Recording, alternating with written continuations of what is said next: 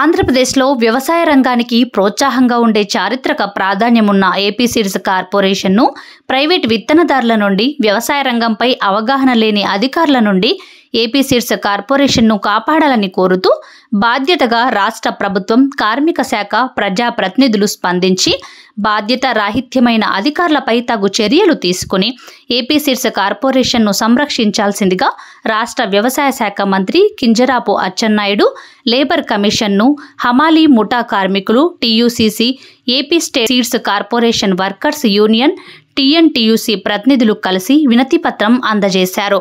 ఈ కార్యక్రమంలో టీయూసీసీ రాష్ట్ర అధ్యక్షులు డివిఎన్ రాజు, రాష్ట్ర టీయూసీసీ ప్రధాన కార్యదర్శి జేవి నరసింహమూర్తి, టీయూసీసీ రాష్ట్ర కార్యదర్శి గౌరీ, ఏపీ సీడ్స్ ముఠా కార్మికుల యూనియన్ కార్యదర్శి ఎన్ గంగాధర్, ముఠా కార్మికులు తదితరులు పాల్గొన్నారు.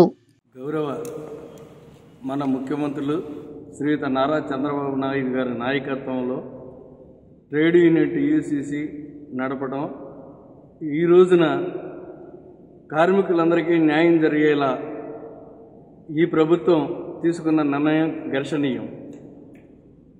కార్మికుల్ని కష్టాల్లో నుంచి వారి పనికి సమాన వేతనం లాగా ఈ రోజున ఏపీ సీడ్స్ కార్పొరేషన్ ప్రసాదంపాడు నుంచి టెండర్ పిలవటం చాలా దురదృష్టకరం.